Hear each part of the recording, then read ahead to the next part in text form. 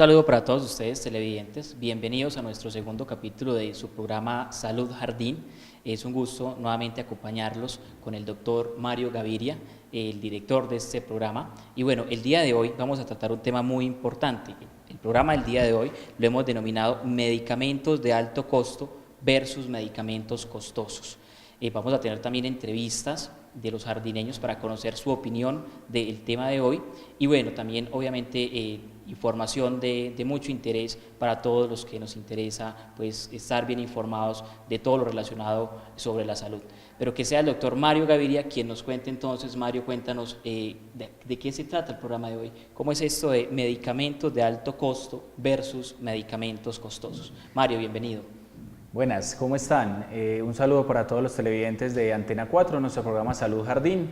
De nuevo los acompañamos, vamos a seguir en esta dinámica quincenal, intercalando con un programa que me parece súper interesante, que me planteaban desde las diferentes entidades de salud, que va a ser un programa social de salud, dirigido por Secretaría de Salud, el Hospital Gabriel Peláez Montoya, y van a integrar varias personalidades del municipio que tienen influencia en el área de la salud y varias temáticas y problemáticas del municipio de salud. Entonces hago la invitación a que acompañen este programa. Va a estar intercalado con el de nosotros vamos a estar quincenal y ellos también, en el horario en que nosotros descansamos, ellos van a estar y en el horario que ellos descansen nosotros. Alexander, ¿cómo estás? Me encanta que estés de nuevo con nosotros.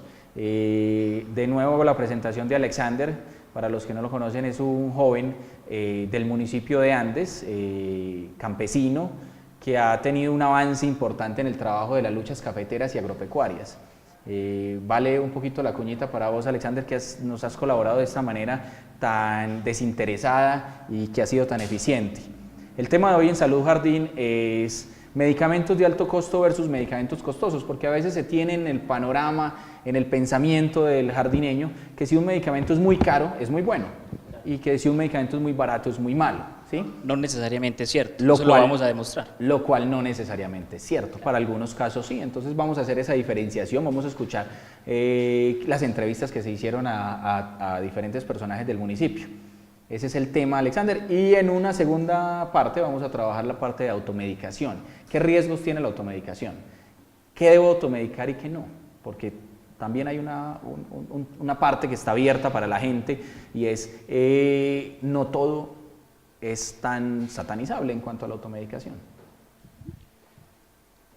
Bueno, así es, Mario. Tuvimos la posibilidad de conocer la opinión de los jardineños, a quienes les hicimos varias preguntas relacionadas con el tema, ¿cierto?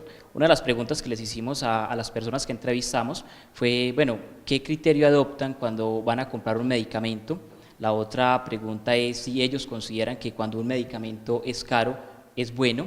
Y la tercera pregunta que les hicimos a los jardineños en el parque principal, quienes nos respondieron, tuvieron también la posibilidad de decirnos si se han automedicado. Entonces fueron esas tres preguntas. Podemos entonces ver qué nos respondieron los jardineños que hoy compartieron su opinión con nosotros.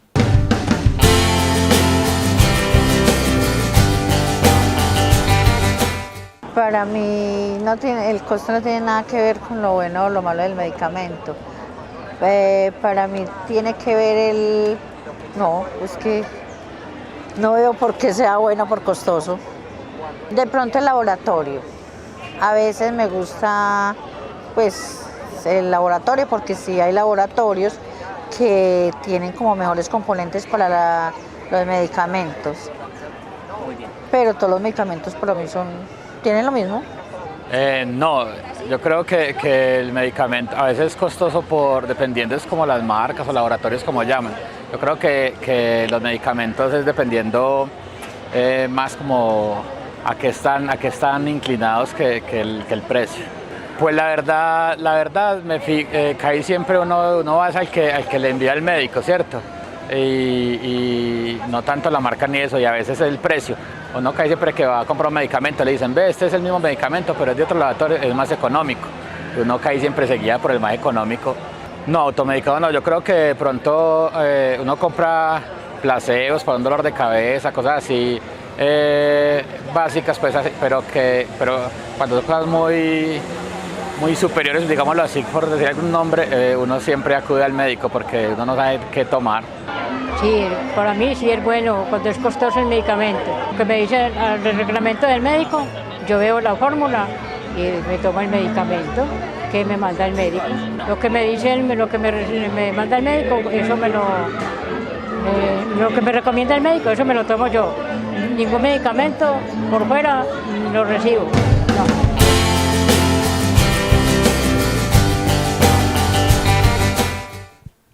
Bueno, Mario, pudimos ver el video, vimos la opinión de doña Adriana Rendón, de Gustavo Quintero y doña Marta Rendón. Cada uno de ellos nos dio a conocer pues, lo que conocía del tema. Doña Adriana fue clara en decir que ella no considera que un medicamento cuando es caro es costoso. Sin embargo, Gustavo, quien dijo que solamente se automedica cuando son temas leves, cuando son algunos placebos, quiero que nos expliques entonces cada una de estas opiniones que son muy válidas, en qué momentos, digámoslo, con qué criterio, porque les preguntamos a ellos qué criterio adoptar para comprar un medicamento. Como médico, ¿qué les recomendarías a ellos? ¿Qué tener en cuenta a la hora de comprar un medicamento? Y luego también contémosles a los televidentes cuáles son los riesgos de la automedicación. Bueno, muy interesante los aportes de la comunidad. Lo que dice Adriana tiene gran lógica. Tiene el concepto claro. Uno no debe fijarse tanto en los precios, sino en los laboratorios y en los componentes que me ofrece ese medicamento. Pues acá no podemos entrar a nombrar marcas ni medicamentos, pues medicamentos sí, principios activos, pero no marcas. Entonces es lo que ella dice, no porque sea costoso es bueno, ni porque sea barato es malo, simplemente fijarse en los laboratorios. Y hay unos laboratorios que tienen mayor renombre, que tienen mayor prestigio y que han demostrado que tienen productos de calidad sin necesidad de ser costosos. Un ejemplo claro es el acetaminofén. Tú puedes encontrar acetaminofén de muchas marcas. Yo normalmente en mi consultorio le nombro varias marcas al paciente porque el paciente cree que este medicamento que es tan usado por los médicos es malo. Y muchas veces van a la farmacia y compran un montón de medicamentos para los dolores, para la fiebre, para el malestar, pensando que tienen otros componentes y en realidad el componente es el acetaminofén, ¿cierto? Yo siempre le digo, no leamos la letra grande, leamos la letra pequeña. Debajo de esa marca arriba, en letra pequeña va a decir los componentes o el principio activo. Eso es lo que en realidad nos sirve y lo que en realidad actúa sobre nosotros, lo que en realidad nos va a brindar el alivio. Gustavo es muy claro en decirlo. Uno se puede automedicar algunas cosas, como esos productos de libre venta,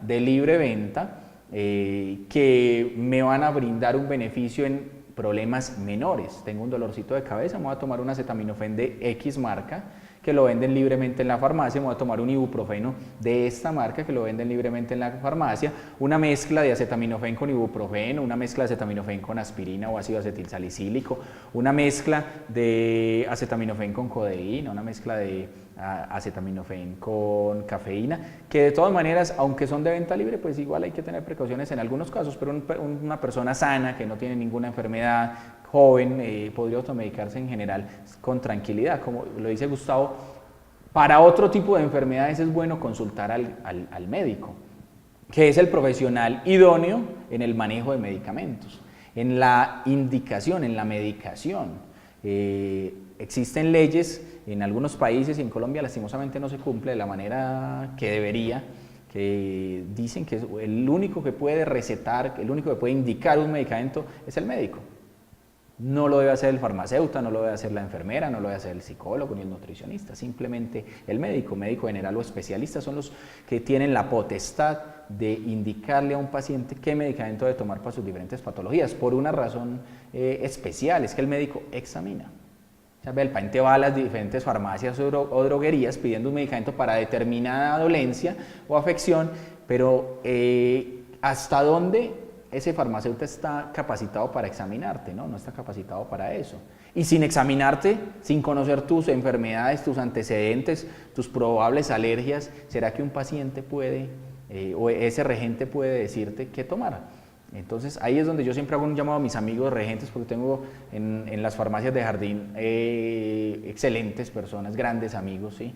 Que tengo una excelente relación con ellos, con la mayoría de las farmacias. Algunos no los conozco, pero normalmente en las farmacias conozco por al menos 2 de los que trabajan en ellas, ¿cierto?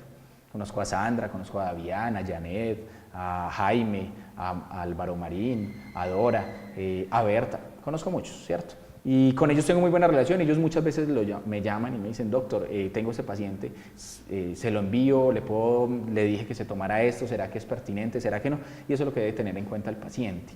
Y en cuanto a lo que dice doña Marta, de que el precio del medicamento sí es importante, le cuento que no, el precio del medicamento no es importante en la mayoría de las enfermedades.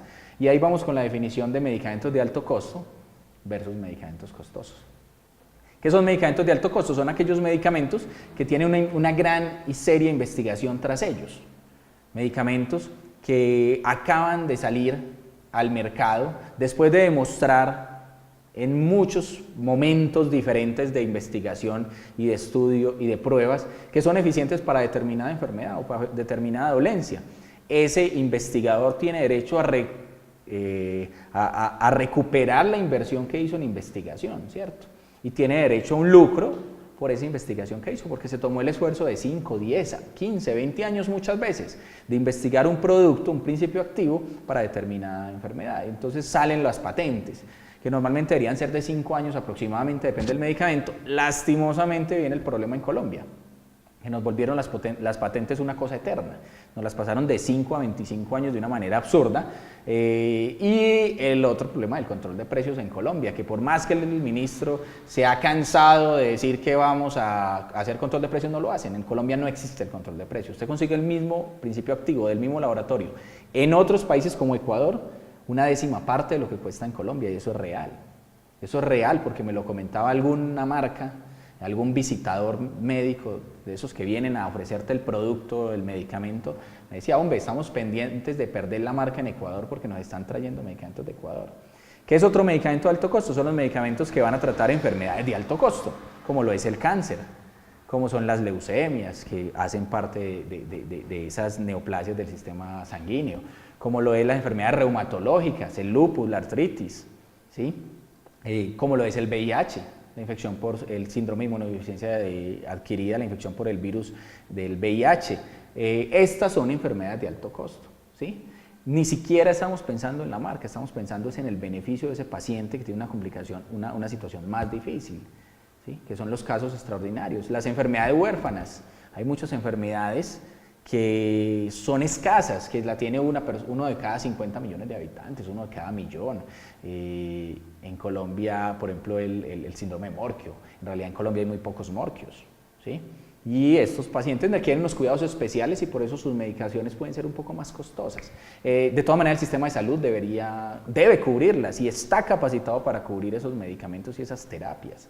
¿Sí? Ahora vemos una situación crítica de negación de servicios a los niños con cáncer en el Valle, por ejemplo, en Cali, donde cierran y cierran y cierran camas, no les entregan los medicamentos y cosas que no solo se ven allá, se ven en Jardín. Es que esta semana una paciente me decía, doctor, me aprobaron el medicamento. Y resulta que el medicamento lo enviaron en noviembre de 2015. O sea, el paciente pasó 10 meses sin tratamiento.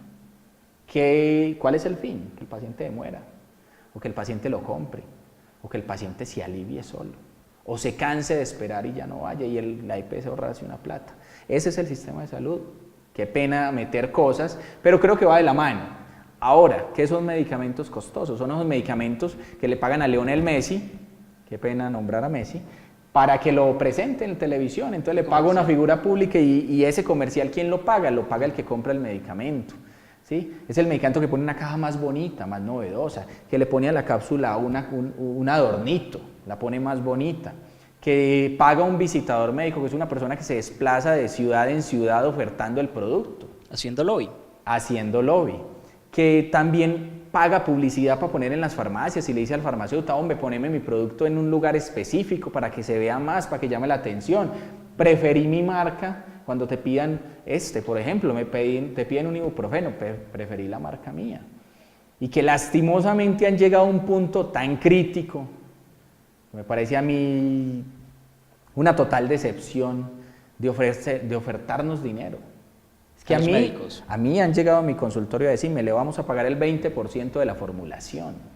Usted me formula mis productos el 20%. Algún laboratorio me llevó formularios con copia, para que yo les dejara la copia. Otros me llevaron un talonario para que yo se los diligenciara. Hoy puedo llenarme la boca diciendo no lo hago, no lo acepto. Me parece que eso es no tener ética. Precisamente la ética, doctor Mario, muy importante, porque ahí no solamente existiría un comportamiento antiético del médico que acepta la prebenda de parte de la farmacéutica o el representante de la misma, sino también por parte de estas empresas. Yo diría que ahorita mencionaste lo del sistema de salud y es bastante pertinente. En el proceso pues, de recoger datos para poder presentar este programa, me di cuenta de algo. El pasado 2 de septiembre el ministro presentó pues una medida que venía anunciando meses atrás de regular los precios de los medicamentos y de permitir que medicamentos que no están en el POS puedan, digámoslo, se puedan pagar, digámoslo, las pruebas que tienen el SISBEN, y que el médico lo que tendrá que hacer ahora es registrar esos medicamentos de alto costo que no están en el POS en una plataforma virtual. Fue lo que dijo el ministro. Y sigue el ministro insistiendo en que el sistema se puede autorregular. Y todos los que sabemos un poco del problema, el origen del problema de la salud en Colombia, sabemos que el problema de Colombia es que tiene un sistema montado sobre la base del negocio, el negocio de las EPS, y eso yo diría que bastante experiencia tienen los médicos en Colombia, que bueno, pues antes de esa medida que según el gobierno va a cambiar las cosas, el médico no era quien determinaba qué podía, qué medicamento o qué no, sino un comité técnico científico es el que determina qué medicamentos se le pueden dar al paciente, cuáles están en el POS, en ese régimen donde están pues los servicios que cubre la EPS. ¿Cree usted que va a haber algún cambio con esta medida que el gobierno anunció y que se comenzará a implementar en 2-3 meses? Fue lo que dijo el ministro de Salud el pasado 2 de septiembre. ¿Cree usted que va a haber un beneficio para los usuarios del sistema de salud que requieren de medicamentos costosos que no están dentro del POS? Claro que va a haber un cambio. Las atenciones van a disminuir en calidad porque nos va a tocar sacar de los 20 minutos del paciente el tiempo para llenar la plataforma. Claro que va a haber un cambio, porque el médico va a quedar señalado por ser aquel que gasta más recursos, porque está mandando medicamentos no POS, bueno, es que ahí o medicamentos costosos. Ahí, digamos, lo que hay algo importante. Dice el informe de prensa que el médico deberá en esa plataforma justificar por qué le prescribió ese medicamento al paciente. Yo tengo 20 minutos en las instituciones de salud del Hospital Gabriel Peláez Montoya. Hay compañeros en EPS, trabajando directamente con EPS, que tienen 15 minutos donde tengo que abrir la historia, saludar al paciente, preguntarle qué le pasa, y dirigir ese interrogatorio para que me dé más datos importantes, porque el paciente a veces simplemente dice, me duele la cabeza y ya. ¿Cómo así? ¿Dónde? ¿En qué parte? Y a veces hay pacientes que le dicen a uno, a manera de chiste, pues en la cabeza, doctor. Y uno tiene que entrar en más detalle. Tengo que revisar antecedentes de ese paciente en 20 minutos, tengo que examinar a ese paciente en 20 minutos y tengo que hacer un análisis de qué es lo que puede estar pasando, que muchas veces es un análisis donde nos equivocamos, entonces toca investigar más, toca hacer exámenes y tengo que justificar todo eso dentro de la historia clínica. Fuera de eso me va a tocar ahora salirme a una plataforma a justificarlo por otro lado, o sea, doble trabajo. Acá tengo una paciente en Jardín que va al hospital a que le diligencien sus formatos no POS o sus CTCs, y alguna vez le dije, vamos a grabar una consulta, ¿de cuánto tiempo nos demoramos? La paciente pide 2 fichos, 40 minutos, nos gastamos 1 hora para 2 medicamentos. Estoy llenando 2 medicamentos no POS, 2 medicamentos de los que están por fuera, y me demoré 1 hora diligenciándolo y me considero que soy rápido en mi trabajo. Entonces eso es triste. Yo no creo pues en estas medidas tibias, esos pañitos de agua tibia para mí no me convienen, no son eficientes. Y volviendo a los medicamentos, entonces el fin es decirle a los pacientes, que sea caro no significa que sea bueno, que sea barato no significa que sea malo. Normalmente la marca que cuesta 1.000 pesos tiene un principio activo que le costó 100 pesos producirlo. Simplemente que el resto es todos esos intermediarios que van a ganar, y la publicidad y las cosas bonitas. Obvio, hay medicamentos de unas marcas que son mejores que otros, ¿cierto? Hay unos laboratorios de genéricos que son mejores que otros y pueden ser un poquito más caros. Hay laboratorios de medicamentos de marca que son un poquito mejores que otros, ¿cierto? Y el médico pues debe ser sincero con esto, pero tener el criterio propio y no el criterio económico, no lucrarse de esa parte, porque eso es triste, que un paciente tenga que llegar a su casa con una fórmula costosa a ver qué sacrifica o si espera a morir o a aliviarse solo, porque el resultado de la salud puede ser la muerte. Entonces muchas veces el paciente llega con la fórmula a la casa, la mira, ¿qué hago? Entonces, ¿qué le digo yo a mis pacientes? Hombre, conmigo no hay problema de marcas. Te anoté una marca, le pongo normalmente entre paréntesis el principio activo y le digo, hombre, si hay otra marca buena, ¿sí? Más barata, hágale, adelante. Inclusive les doy opciones. Muchas veces la fórmula a veces no se presta para eso, muchas veces le pongo 2 o 3 medicamentos diferentes. Si el de la farmacia te dice, hombre, esta fórmula te cuesta 150, pero si lo compramos de estos laboratorios que también son buenos, te va a costar 50, hágale, adelante. Lo que es importante es que no cambien el principio activo, ¿sí? Si el médico te mandó desloratadina, es desloratadina. Si te mandó acitromicina, no es amoxicilina, es acitromicina. Si te mandó levofloxacina, levofloxacina. Ya miramos la marca, que es el menor detalle. Créame que es el lunar en realidad. El punto clave es, me hicieron un buen diagnóstico, me enviaron los medicamentos adecuados. ¿El médico se equivoca? Sí, claro, todo el tiempo. Todo el tiempo nos equivocamos porque esto es una ciencia de probabilidades. La mayor probabilidad con mi paciente que tiene dolor de garganta, las amígdalas rojas, inflamadas, con pus, es una amigdalitis por bacterias, pero me puedo estar equivocando, ¿cierto? Puede ser otra cosa, puede ser un reflujo con restos de alimentos que se están pudriendo ahí atrás, ¿cierto? Puede ser un tumor. Esas son las cosas importantes, Alexander. Claro que sí, Mario. Bueno, muy importante, Mario, ¿qué tal les invitamos a los televidentes para que te visiten en tu centro médico, ¿cierto? Desde tu laboratorio, tenés también, pues, atendés consultas, atendés al público, ¿dónde te pueden encontrar los jardineños y en qué horarios? Es muy importante para que ellos puedan ir y conversar también contigo, no solamente como su médico de cabecera, sino que también puedan aclarar los jardineños cualquier duda que tengan con respecto a este y otros temas que vamos a abordar en Salud Jardín. Alexander, yo creo que es muy fácil que mis pacientes me ubiquen porque estoy brindando un servicio en el Hospital Gabriel Peláez Montoya, donde estoy en la mayor parte del día. Normalmente la consulta es de 7 a 4 o de 7 a 1 según el día. Algunas veces voy a estar en el servicio de urgencias desde las 7 de la mañana hasta las 7 de la noche. Tengo un celular abierto al público, todo el mundo me puede llamar, a todo el mundo le contesto. De pronto, a veces estoy ocupado con un paciente y en ese momento no contesto, pero siempre regreso a la llamada. Algunas veces me encuentro con que eran minuteros y bueno, lastimosamente no puedo hablar con ese paciente que me necesitaba. Tengo mi espacio complementario a la atención en el hospital que se llama Salud Jardín, donde está el laboratorio de mi esposa y donde está mi consultorio médico. Y en la calle, en muchas partes, estamos en la página en Facebook, Salud Jardín. Donde nos quieran interrogar, donde nos quieran hablar, no hay problema, ahí estamos para la gente. Pero Alexander, que es bueno que hablemos un poquito de automedicación porque eso nos está yendo el tiempo en el primer tema. La gente espero que haya entendido el primer mensaje y pasemos al punto de automedicación. Claro que sí. Bueno, ¿cuáles serían los riesgos para cualquier persona que se automedica? ¿Cuál sería, digamos, el principal riesgo que corre una persona que, no sé, tiene alguna afección y una recomendación? Mire, esto me sirvió, a mí me funcionó muy bien, te lo recomiendo, ¿qué es lo que pasa, cierto?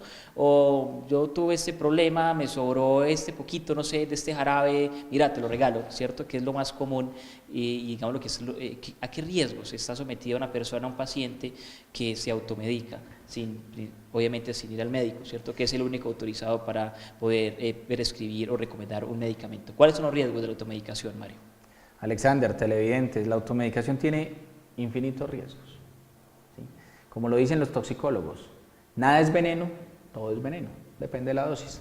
Cualquier cosa que pueda parecer muy buena puede llegar a ser muy mala y cualquier cosa que pueda parecer muy mala puede llegar a ser buena.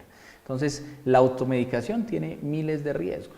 El primer riesgo es que estoy aceptando que los médicos nos equivocamos con los diagnósticos y muchas veces con los tratamientos y nosotros tenemos un criterio por el estudio que realizamos durante nuestros 7 años de carrera, algunos 6, por el estudio constante que estamos haciendo de actualización, lectura de temas, foros, seminarios, etcétera, conversatorios con otros compañeros. Sí, y examinamos al paciente y tratamos a veces de apoyarnos en exámenes y aún así nos equivocamos. Imagínense el otro que no está metido en el cuento, ¿sí? Yo siempre le digo a mis pacientes, yo puedo tener 100 pacientes con los mismos síntomas y tener 100 diagnósticos diferentes, o tener 100 pacientes con el mismo diagnóstico y 100 tratamientos diferentes porque no fueron eficientes en este paciente y en este sí, o porque las condiciones de este paciente hacen que se puede usar y en este no. Entonces, hay medicamentos que se pueden usar en los diabéticos y hay medicamentos que no. Hay medicamentos que pueden usar en los hipertensos y hay medicamentos que no. Hay medicamentos que pueden usar en los niños y hay medicamentos que no. Entonces, en la automedicación muchas veces sí, la mamá tiene infección urinaria, le mandaron norfloxacina, se la tomó, se mejoró, excelente. A la niña de 2 años le dio infección urinaria, la mamá dijo, no, pues la norfloxacina también sirve, entonces démosle. Tengo dolor de cabeza, me tomé un Cebedol, no me pasó nada, excelente, me mejoré.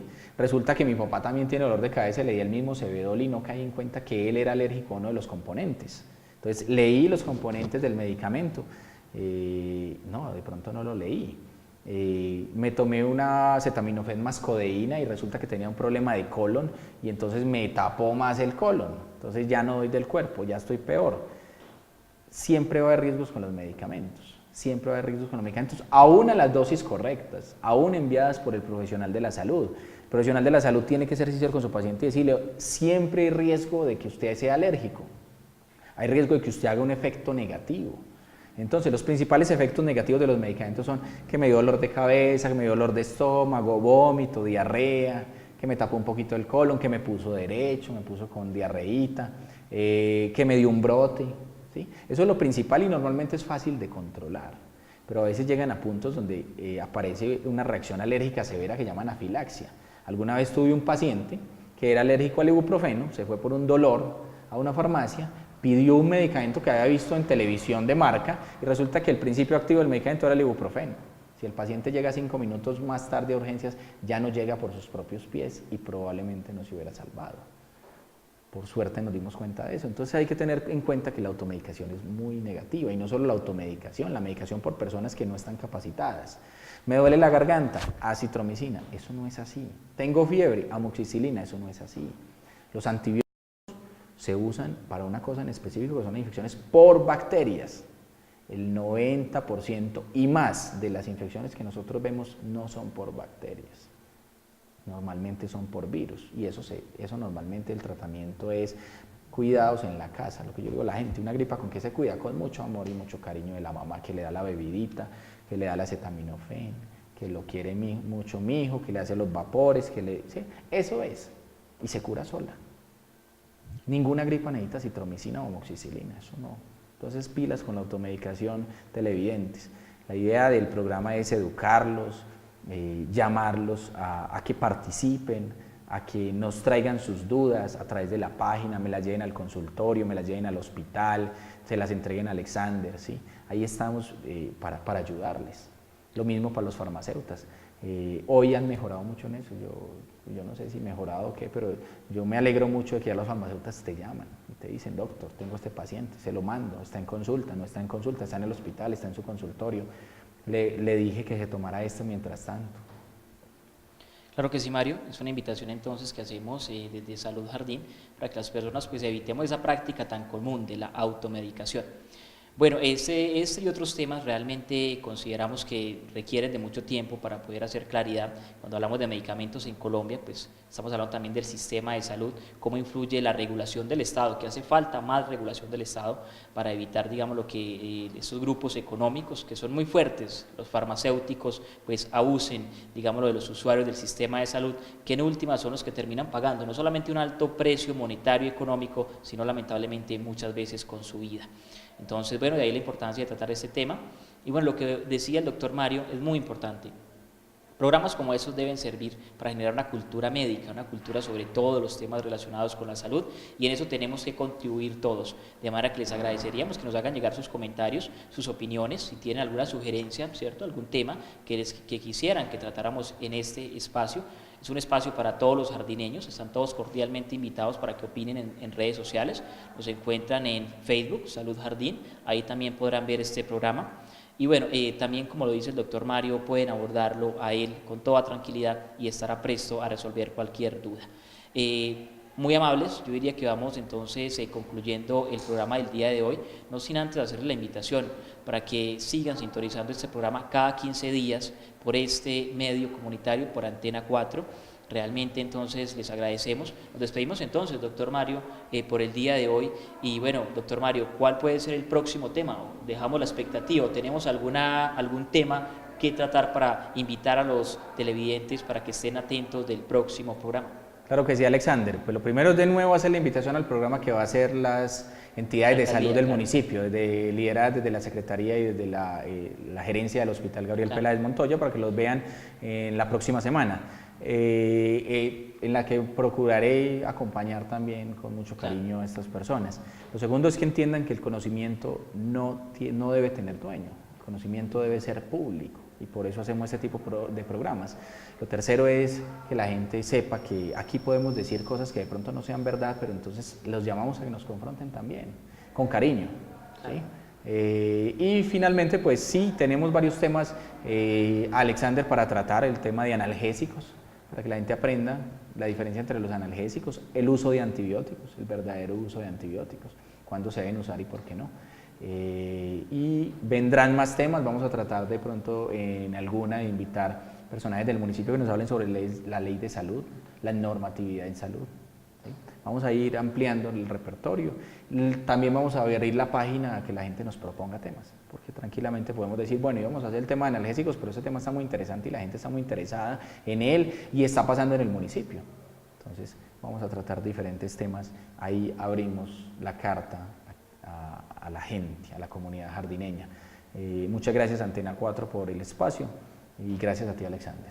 Hasta luego. Bueno, muy bien, despedimos entonces el programa agradeciendo al doctor Mario, pues Antena 4, por permitirnos llegar hasta sus hogares. Los invitamos para que nos sintonicen en el próximo programa, ya saben entonces el horario por este mismo medio. Y bueno, gracias a ustedes televidentes y no siendo más, hasta la próxima.